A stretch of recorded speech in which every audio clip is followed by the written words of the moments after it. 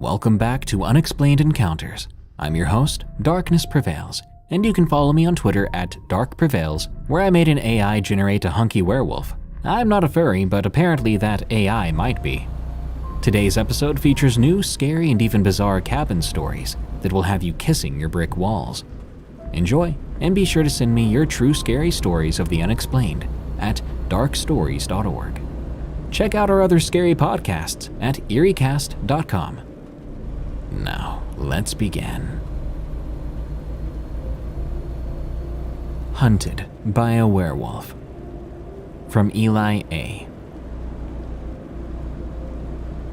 I've never felt like I was enough. It's the same story you've probably heard from so many others before me. When I was presented with what I wanted to do with my life versus what I should probably do with my life, I decided to go the route of joining the rat race because it meant food on the table and the slim chance of having enough income to fund what I really wanted to do. Too bad there's absolutely no sculpting work in Cheyenne, Colorado, which is where I'm from. Being enrolled at the Laramie Community College with an accounting major certainly isn't something that's filling the missing part of myself that seems to keep growing every day. Neither is being stuck driving for Uber to pay for it all.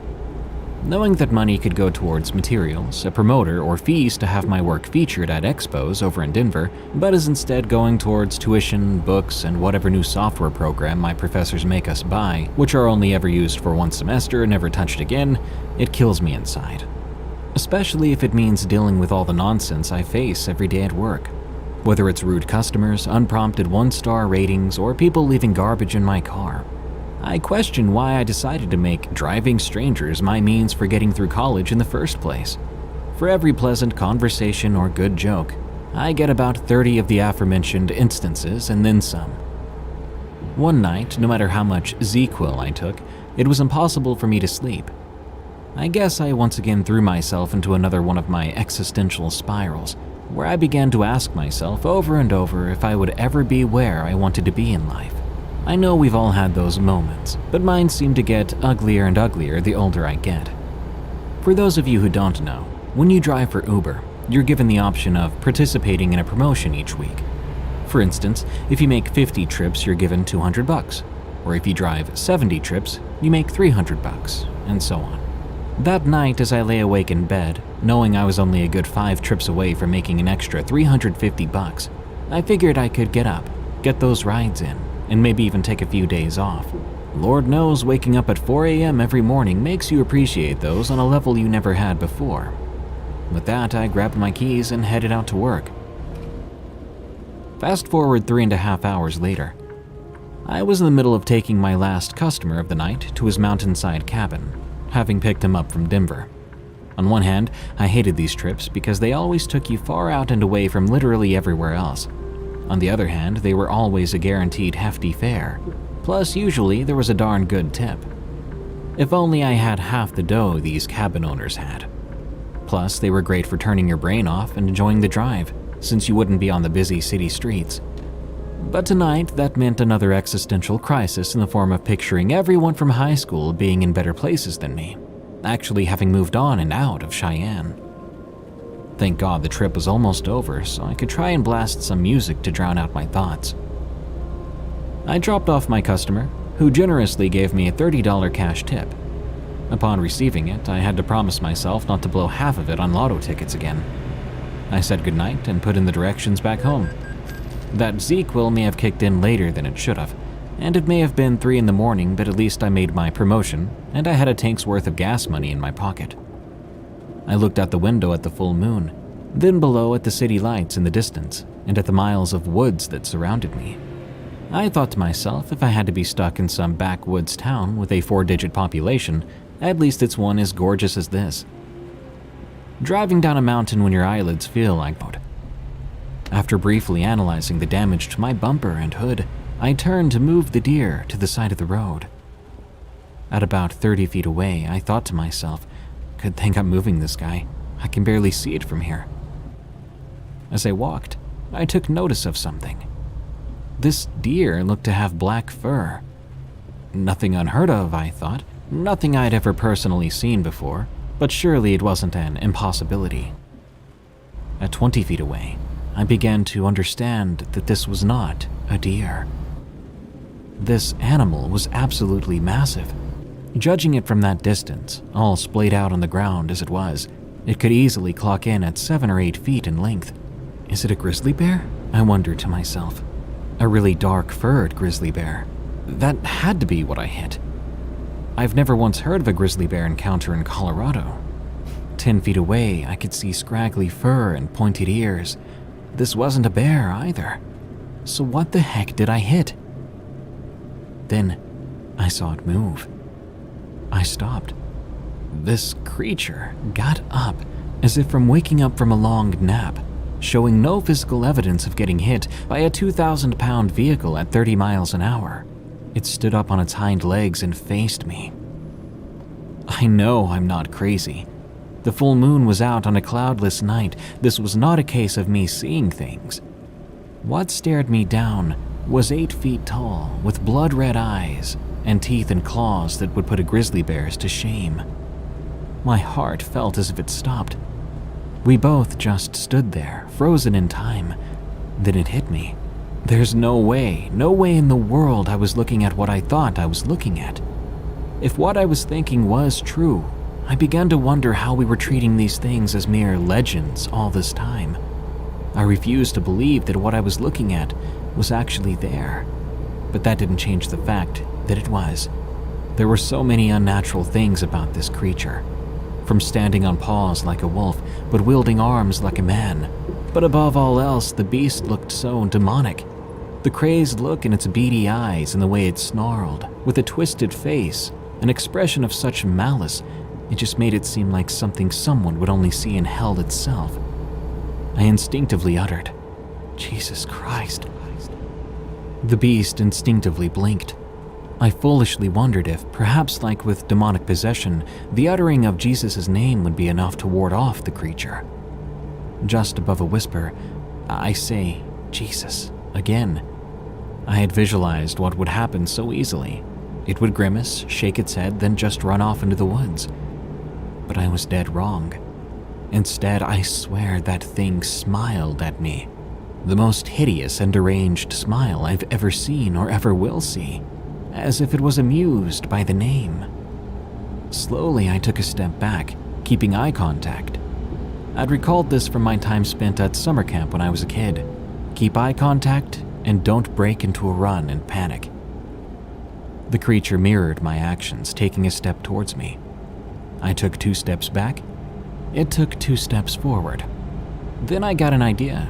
I took a step to the side and 2 steps back, but the creature just took 2 steps forward, drool dripping from its fangs. Then I gathered the courage and took 1 step forward, and the creature didn't move. Then I turned and sprinted to the car, hearing massive footsteps sprinting behind me. What happened next only took maybe 3 seconds to transpire, but it felt as if an eternity passed. As I was 20 feet away from the car, its steps were loud and powerful. I could feel the earth shaking beneath its feet. At 10 feet away, the power in its step was cut in half, but its speed had tripled as I heard it drop from 2 legs to 4. 5 feet away, I stick my arm out to close the car door, which thank God I left it open. I could feel hot breath on the back of my neck. I forced myself to ignore the sense of smell with the strong stench of carrion protruding from behind its teeth. I jumped into my car, slamming the door shut and locking it. But the beast was so close to me, I slammed its muzzle before closing the door. And it didn't like that. Not one bit. I only realized the true terror of what happened next later on. The creature trying to open my door with the handle. The fact that I was facing a creature with such strength, speed, and senses, now paired with the sentience of a man, would later make my blood run cold. It punched its massive clawed fist through the window, breaking it. I shifted into drive and floored the gas pedal, almost causing my transmission to slip.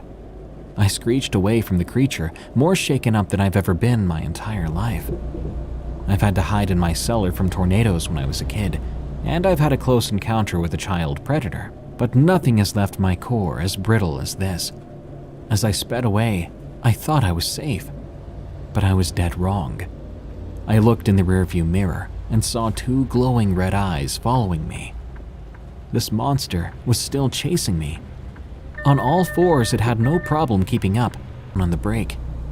The beast caught up again and began to snap its jaws through the window, its viscous drool flying into my face with each chomp.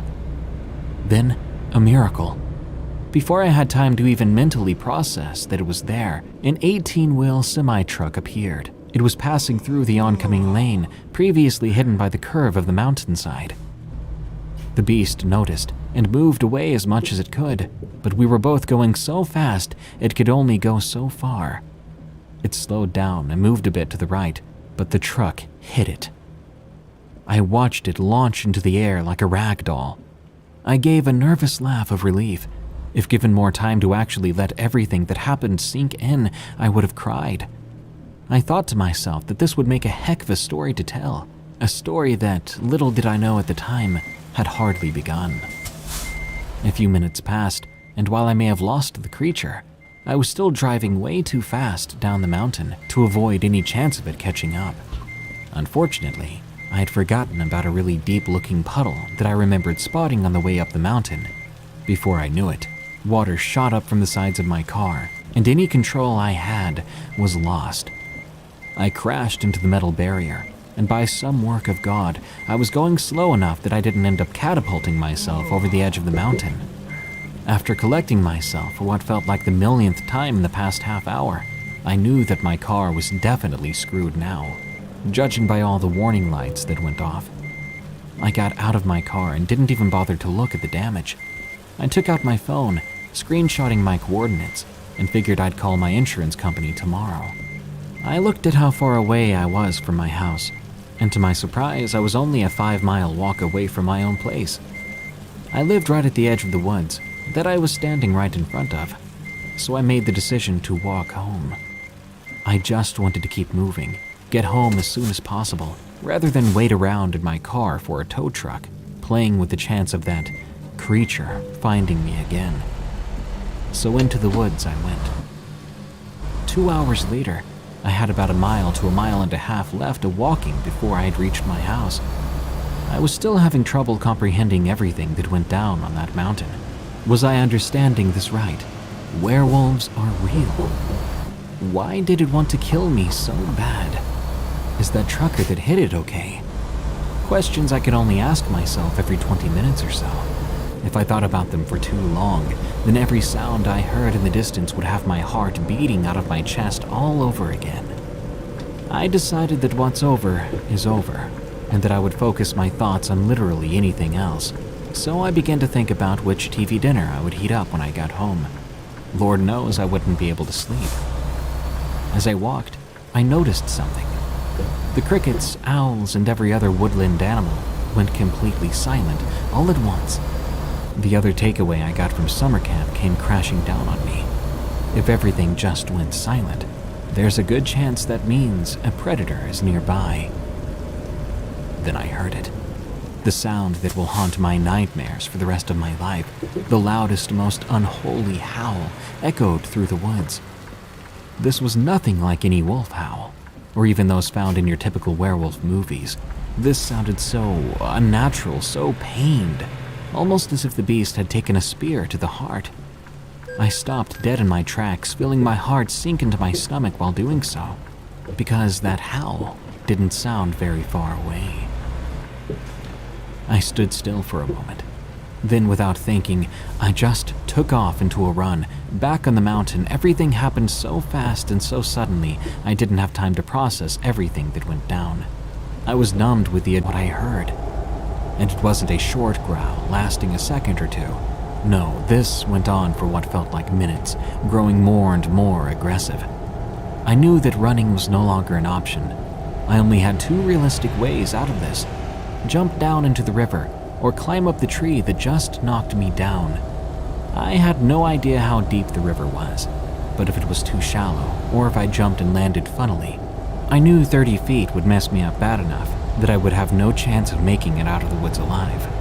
With that, I jumped as high as I could, grabbing a branch above the one I ran into and pulling myself up. Immediately after doing so, the beast leapt out, and would have tackled me on the spot if I'd waited any longer.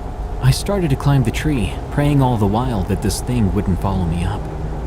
How wrong I was. With absolute ease, the creature began climbing, following me up the tree. It moved slower when climbing, so I did have more of a chance of getting away, but it was still way faster than I could go. I looked down at it and saw it was closing in on me. I saw bits of fabric hanging from its teeth and prayed that that wasn't from the trucker. Out in the open with no car, flight was no longer a viable option. Then I sprouted quite possibly the craziest idea I've ever had. With no more than a second's worth of planning, I jumped off the branch I was on, pulling my knees in as close to my chest as possible. Then at the last second, I shot my legs out as straight and as fast as I could, right before I would have landed on the creature. Somehow, despite it outweighing me at least 3-1, I was able to knock it out of the tree. The thing tumbled to the fall from the branch from before left my ankle sore, so I shambled into my house as quickly as my injury allowed. Now, there's a field between my house and the woods that stretches about a half a football field. I was maybe 3/4 of the way there when I felt it. At that point, it was unmistakable. In hindsight, maybe I had heard footsteps before, but I'll never know for sure. When I turned around, there it was, standing on its hind legs. I saw how heavy it was breathing, even from that distance that I was at. It was then that I knew that this creature did not seek me for hunger, but out of hatred. Just as before, we just stood there, only for a moment. This time, it made the first move, dropping onto all fours and running as quickly as it could towards me. I still believe when writing this that the adrenaline that exploded inside me at that moment was enough to suppress the injury I sustained not even an hour ago, and it was nothing short of divine intervention. I ran to my back door. The beast was practically on top of me in no time. I knew my door was locked, but I also knew where the key was hidden. I ran up to the door and picked up the potted plant next to the door. I know it's not the smartest place to keep your spare key, but in a small town like this, there really wasn't much need for top-of-the-line security. I knew I wouldn't have time to unlock the door, so I did something which may have turned out to be a mistake. It was either be torn to pieces or get mad, so I chose the latter. I took the pot and threw it straight at the monster's face. By then it was only 10 feet from me, so it was by no means a lucky shot. It definitely wasn't expecting it. It whipped back after impact. I used the precious seconds I had now while it was stunned to get inside my house. I turned around, beginning to close the door. I got it just 3 inches from closing when something began to push on it from outside. That creature was far stronger than me. It was able to inch the door open against me. I knew that I couldn't win this. I took the chain lock, and right in the nick of time, I was able to latch it onto the keeper, stopping the door from inching any farther. The beast, however, wasted no time. It used the entire mass of its body to bang against the door. The first hit shook the dust from the top of the door frame. The second one made the keeper on the wall loosen. Between that and its next hit, I closed the door and locked it. It hit against the door a third time, but nothing happened. Fourth hit, nothing. After a fifth and unsuccessful hit, the onslaught stopped. I dared not look out the window to see if it had given up. The mere sight of me just seemed to anger the creature. I made my way upstairs to the second floor to peek out the window behind the curtains of my bedroom. Halfway up, I nearly had a heart attack. A loud crash penetrated the short-lived silence in the air. The darned thing must have burst through my kitchen window. With no time to recover from the fright, I ran up the stairs and into my room, where I kept my .38 Special revolver for home defense. I made it to my room, closed and locked the door. Then I hurried to my bedside table drawer and pulled out my gun. After turning off the safety, I checked, and it was loaded. I heard all sorts of furniture crashing and glass breaking downstairs. I figured if that's keeping it content for now, so be it. But of course, it didn't. It came for one thing, and that seemed to be me. I heard it slowly stomp its way up my stairs. I could tell it was on its hind legs then, judging by the speed and weight at which it was moving. Memories of me cowering at the very thought of the boogeyman when I was a kid came rushing back to me as I now hid in my room, trembling on the verge of tears in fear. It broke down the door to my study room, trashing it much like it did downstairs. Then the bathroom door was broken. It knew I was up here. I knew that even with all 6 rounds, a creature that big and that ferocious would not easily be taken down. And with the way it seemed to just brush off getting hit by a car, launched by a semi-truck, and falling down a cliff and into rapid waters, 6 little bullets at best could briefly incapacitate it, I guessed. I knew I was dead. This thing was going to knock down every door to find me. If I was lucky, I'd get in 4, maybe 5 shots before it ripped me apart. Then I remembered my room was directly above the steel cellar doors outside my home, but if I did what I had in mind, there truly would be no other option left. All I could do after that would be to pray that this beast had had enough for the night and simply go away. As it knocked down the door to my storage room, I tucked the revolver between my belt and waist and opened my bedroom window. I stuck my feet out first and dropped myself to the ground. That burst of adrenaline from earlier had long gone and my already messed up ankle got hurt even further. I stumbled to my cellar doors and opened them. I looked up, seeing the beast sticking its head out my window, sniffing around. It stopped, then looked down, spotting me. With a grisly snarl, it brandished bloody teeth. I almost froze then. It went back inside, and I knew it was then or never. I closed the cellar doors and locked them shut. I could hear from outside the creature burst through the window, crashing down on the ground in front of the cellar. Once again, it began banging against the doors. This cellar was meant to withstand Category 4 tornadoes, but even those monstrous storms were natural.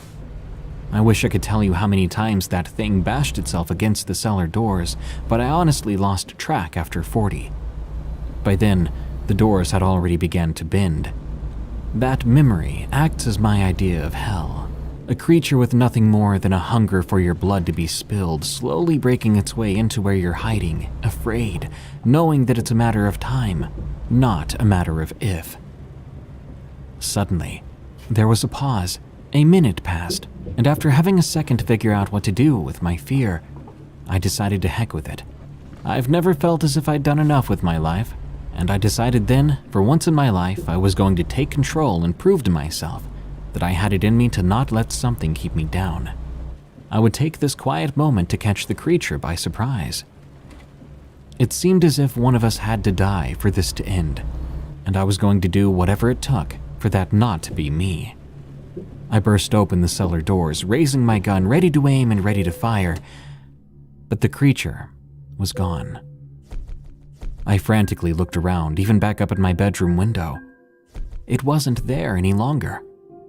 Then I noticed the dawn had broke. Sweet, sweet sunlight had started shining over the tops of the trees, overtaking the dark of the night, a sight I truly never thought I'd ever see again. I tumbled to the ground, crying with relief. I had survived.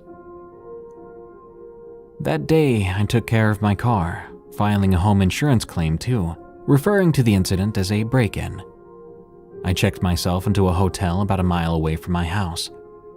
My house would be under repair for the next week, so my insurance company provided free lodging while repairs were underway. At the front desk, the person working there asked me if it mattered where I stayed, and his question made me wonder. I asked if I could be put into a top-floor room. After assuring them that my ankle injury was nothing more than a sprain, that I would have no problem getting up there, I made my way to my room, where for the first time in years, I had no trouble throwing myself in bed and going right to sleep. I woke up in the middle of the night. I got up and looked out the window. Despite the long distance, I was almost certain that I saw a dot moving around my house. I shrugged it off, knowing there's no way to be certain what it was from that distance. Before I turned away, I heard what could easily be mistaken as a train whistle, but I knew in my gut what that sound was. That was a howl, and almost as if to reassure me that it was a howl, as soon as I heard it, the dot made its way back into the woods behind my house. That was enough for me to start looking at cheap, out-of-state apartments. Hopefully, where this monster won't find me.